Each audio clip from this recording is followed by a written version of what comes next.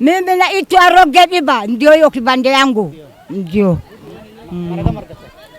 Tana watama masadi argan. Tumebata sasa mara 3. Ndio. Tumetosha dengu, mchele, mafuta, kila kitu sisi napata. Ndio tumefurahi chumbi, tumefurahi. Tumeshukuru Mwenyezi Mungu. Napanda kwenu. Naitwa Mahmud Ibrahim mimi. Kwa Mungu, kwa baraka kwa Mungu. Mungu asaidia nyinyi. Hata sisi kunapata chakula mazuri. Naomba nyinyi musu kwa Mungu. Salama. Kwa majina naitwa Abilo Isa Guracha, ni wenyeji ya Gotu. Kama msaidizi yeye analeta sisi kuchapata chakula aina ya mchele, dengu, chumbi na mafuta. Asanteni sana. Napata kama kilo, hiyo ni kilo 25. Kilo 25 ya mchele na chumbi ya kilo, na ile nyingine kilo 5. Naonekana kama dengu ni kilo 5. Asanteni sana. Speaking on the drought situation in the county rather, and the extent to which it has affected our people. What I can say is the situation is really alarming. That is why, as a county assembly, 2 weeks ago, we called for a special sitting to urge the governor to declare drought as a disaster in our county. Because if you look at the wards in Isiolo County, we have 10 wards. Out of those 10 wards, you can say only 1 has, some semblance of livelihood. The rest, 9 of them, we are in dire situation. The situation is alarming. 60% of our livestock are already gone. If you move around, you can see carcasses of cattle, you can see carcasses of camel on the roads. What we are fearing now, the next phase, is lives of people. Sometimes in our community, just reporting someone dying of hunger is an abomination. So sometimes people can die of hunger and people will not report as such. The drought situation is still dire. I know there was a bit of rain in some parts in December, but that I would say has given some false hopes, and there are a lot of people who think that the drought is over. But the reality is that even where it rained, and in some of these parts it did not rain, but even where it rained, it was not adequate amount, but also it was not distributed well. So which means that there was very little relief, you can say, which, as you can already see, January, now we are into February, it is hot, it is dry, there's no more rain, which means even any little gain that could have been made is actually going to be lost. If the prediction then comes true, it means that most parts will still remain dry and will receive below average rainfall. We are waiting for the assessment report from the National Drought Management Agency in the next week or so, which will now give us the better picture of what has happened since the short rain season. So I think from where we stand, we want to actually say that we are still in a difficult situation, because you can imagine, even if it rains today, you don't get food immediately the next day. It takes some time. And remember also that even the ground is so dry already, even for the water facilities, the recharge has not been happening. So it is also something to remember that we may also even see some of the water facilities drying faster because there's no recharge going onto the ground. So some of the boreholes could also actually dry. So I think it's important to have this focus.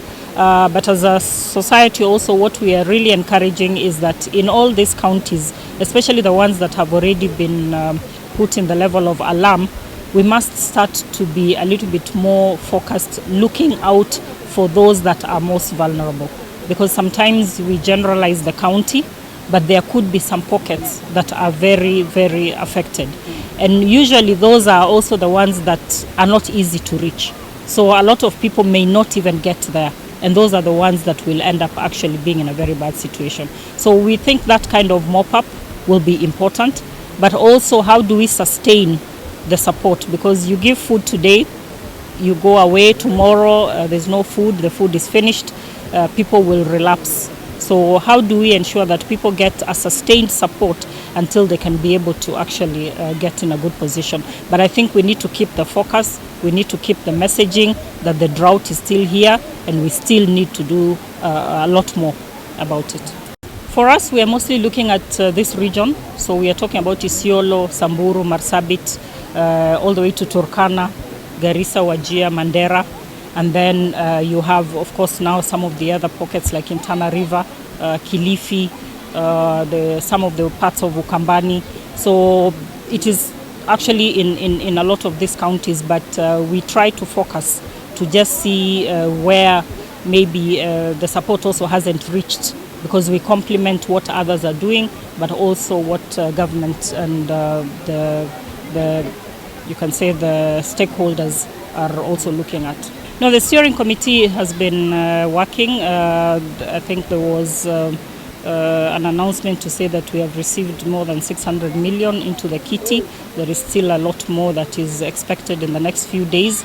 Already in December, there was a number of food distributions that were done, some in this region, some also in Kilifi and some of the other parts. So that work is continuing. But also now there's a big focus of rehabilitating water facilities, because we see, and I think we all agree, that water is really a foundational issue, both for the immediate but also for the long term. So a lot of repair is going to be done, and I think we'll begin to see some of this will be spread, and the food distribution will also continue, including even in places like Isiolo, because even today we are only covering 1,000 households. So there's still many more people that require support. And I think the question that you also raise about children, I think is something we need to also focus, that many children will get malnourished if we are also not taking some particular attention on their situation. Yes, we have, for example, here in Isiolo, we have our branch team, the staff and volunteers and members who, even to identify these 1,000 households, they have been on the ground, going house to house and trying to, we have criteria that is used for vulnerability assessment, and that's what we use. We also work with NDMA and use also some of the data from the assessment, and we know currently actually there is an assessment that's being done. I think even for Isiolo it's almost concluded, so we'll begin to see, has there been any change since let's say October, and if not, what is the situation and have the numbers increased or not. So there are a lot of assessments that are actually going, but also targeting, looking out for those that may be in probably a more difficult situation than others. Maji ni muhimu zaidi, na ikiwa watu watapata maji wanaweza hata kulima. Hata nafikiri mahali tuko sahi tunaona kuna mtu amejaribu kuweka shamba pale kwa sababu amepata maji kidogo. Kwa hivyo lazima tuanze kuangalia ni kilimo, ni pengine biashara zingine ambazo watu wanaweza kufanya mbali na kuendelea kuweka mifugo. Kwa hivyo nafikiri kuna mashirika mengine pia tofauti ambao wanafanya kazi tofauti, lakini sisi kama shirika, mambo ya chakula, hiyo mambo ya food security, kusaidia wakulima, kuna tuseme kama pale Lamu tumeweza kupeana mbegu ambazo zinaweza kuwa mahali ambapo hakuna maji ya kutosha, na nafikiri lazima tuanze kubadilisha pia, sio lazima tuwe tunapanda mahindi kila wakati na tunajua mahindi yanahitaji maji mengi. Tupande ndegu, tupande mihogo, kwa hivyo lazima tuanze kubadilisha. Mtoto mvulana haachwi nje, lakini kusema tunashughulikia wasichana, nitakwambia ni kwa sababu ya kusema kuwa janga hili limeleta mambo mengine na hatuongei. Tunasema mambo ya chakula, lakini tunaweza kuambia kama shirika wasichana na wamama wameathirika. Wewe fikiria kutoka hapa mpaka mahali mama ataenda kupata maji au msichana ataenda kupata maji. Tumeona, hata mimi mwenyewe nimeshuhudia, wasichana wanaenda tuseme karibu masaa 10 kwenda kutafuta maji. Na mnajua nini inatokea katika hiyo safari. Kwa hivyo ndio tunasema lazima tuangazie, kwa maana ikiwa tutaweza kuleta maji karibu kwa jamii, pia tutakuwa tumepunguza ile risk ya wasichana na wamama pia kujikuta mahali ambapo sio pazuri. Kwa sasa ile figure tunatumia ambayo ilitokea wakati wa ile assessment ilikuwa ni watoto 884,000. Sasa ndio ninasema tunataka tuone hii assessment ambayo itafanywa sasa itakuwa imeongezeka ama imepungua. Pengine miradi ambao shirika, serikali na watu wengine wamekuwa wakifanya, tuone kama imepungua ama bado. Lakini vile tunasema, unajua watoto wanabadilika haraka, ndio kwa maana lazima tunasema tuangazie watoto kila wakati kuhakikisha. Pia vyakula ambavyo tunatoa lazima tuhakikishe kuna vyakula ambavyo vinafaa pia watoto. Unajua tukileta mahindi na maharagwe peke yake, mtoto ambaye tayari ako na shida ya malnutrition, hiyo haitamsaidia. Kwa hivyo mambo ya uji tunafanya sana kwa karibu na shirika kama UNICEF kuhakikisha kuwa vyakula kama hivyo pia vinapatikana kwa jamii, lakini pia kwa mahospitali, ndio wale watoto wakienda pale wanawekwa kwa ile program, wanapewa hivyo vyakula. Kwa sasa kwa upande wa cash, nilivyosema ni karibu milioni 650, lakini pia tumekuwa na in-kind donation ya chakula kutoka kwa private sector, na kama Red Cross pia tumekuwa tukichangia na kusaidia.